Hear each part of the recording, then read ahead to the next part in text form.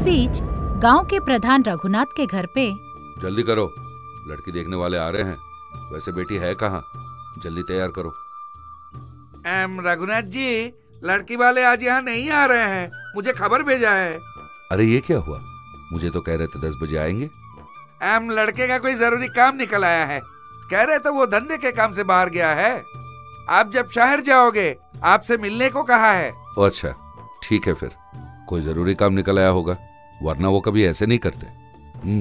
अब मैं क्या कर सकता हूँ? 2 दिन में शहर जा रहा हूँ। शहर जाऊंगा तो मैं गुरुनाथ जी से मिलाऊंगा। अच्छा नमस्ते, अब आप चलिए, मैं जरा खेत तक हो आता हूँ।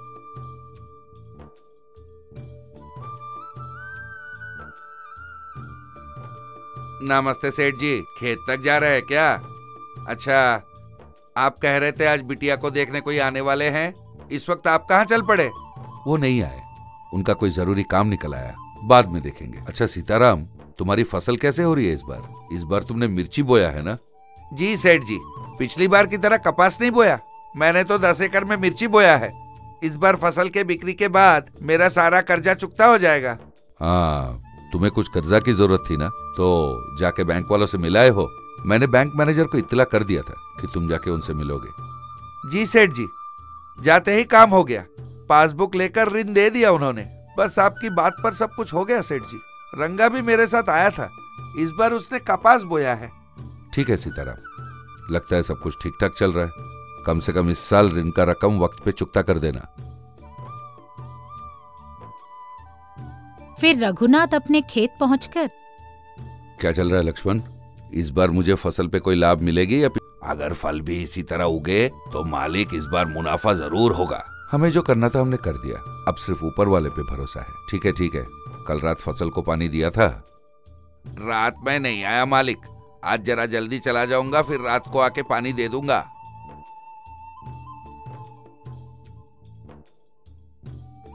ये क्या जी, सारी तैयारियां करने के बाद लड़के वाले आने से कैसे मना कर सकते हैं?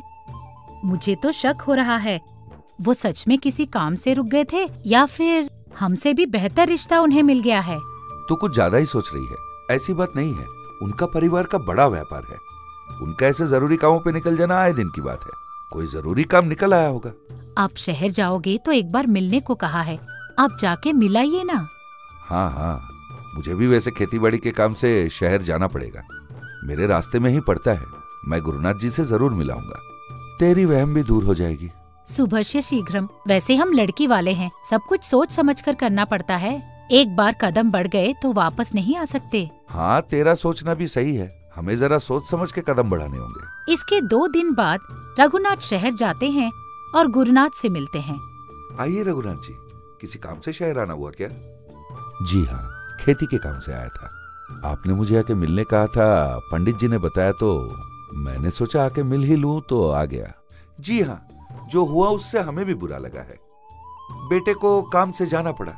कोई नया धंधा है, 2 महीने पहले ही शुरू किया है। आप बुरा मत मानिए, हम किसी और को नहीं देख रहे हैं। अच्छी मुहूर्त देख के हम जरूर आएंगे। चलो ठीक है, आने से पहले खबर कीजिएगा, हमें भी कुछ तैयारियां करनी पड़ेगी। इनके मिलने के कुछ दिन बाद, बाबूजी, हमारे गांव के किसान आपसे कुछ बात करना चाहते हैं। एक बार गांव के बैठक में बुलाया है। ये क्या? अब क्या हुआ? ठीक है, चलो चलते हैं। रघुनाथ जब गांव के बैठक में पहुंचे तो देखा सारे किसान पहले से जमा हो रखे थे। क्या हुआ? सब यहाँ पर जमा हुए हो? ना फूल ना फल, कुछ नहीं उगा। मैंने सोचा शायद मेरे फसल में ही हुआ होगा, पर जब पता किया तो पूरे गांव का यही हाल है। हाँ बाबूजी, मैंने तो कपास बोया है, मेरा भी यही हाल हो गया। पौधा तो उगा पर फूल नहीं आ रहा है।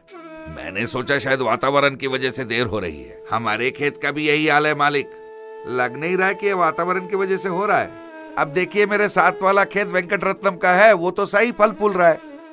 मुझे लगता है हमने जो बीज खरीदे हैं वो नकली है बाबूजी। तो आप लोगों ने बीज एक ही इंसान से खरीदा था? हाँ बाबूजी, वो प्रसाद जो हमें हर साल बीज बेचता है उसी से खरीदे थे। ठीक है, तो मुझे 2 दिन का समय दीजिए, मैं इस बीच सच्ची कहानी उगलवाता हूँ। अगर दाल में कुछ काला हुआ तो कलेक्टर के पास जाएंगे। कलेक्टर से मुझे अच्छी जान पहचान है। पहले वो जो बीज बेचने वाला प्रसाद है ना, उसे मेरे घर भेज दीजिए। उस दिन शाम को नकली बीज बेचने वाला प्रसाद रघुनाथ के घर पहुंचा।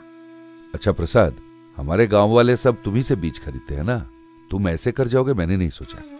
ऐसे नकली बीज भेजने की जरूरत तुम्हें क्यों पड़ी? अब देखो तुम्हारी गलती की वजह से किसानों को कितनी नुकसान हो रही है। किसानों को तकलीफ देना मेरा उद्देश्य नहीं है। मैंने भी हर साल जिससे खरीदता हूं उसी से खरीदा है। उसने कहा नई कंपनी है, उत्पाद अच्छा होगा, तो मैंने ले लिया। मुझे नहीं पता था ऐसा हो जाएगा। तो अब हम कार्रवाई किस पर करें ये भी तुम ही बता दो। किसानों को हुआ नुकसान का भरपाई कौन करेगा? ये मैं क्या बताऊं। कार्रवाई करनी होगी तो बात बहुत दूर तक जाएगी। डिस्ट्रीब्यूटर से लेकर फैक्ट्री के मालिक तक सब पर कार्रवाई करनी होगी। इसके पीछे कई बड़े लोगों की हाथ जरूर होगा। तो इसका फैसला यहाँ पर नहीं होगा, मुझे कलेक्टर से ही जाके मिलना पड़ेगा। फिर दूसरे दिन सारे किसानों को साथ ले 10,000 का खर्चा भी आया। अब ये क्या करेगा कुछ समझ भी नहीं आ रहा है। पूरा नुकसान हो गया। हमारे गांव में खुद से खेती बाड़ी करने वाले 10% ही हैं।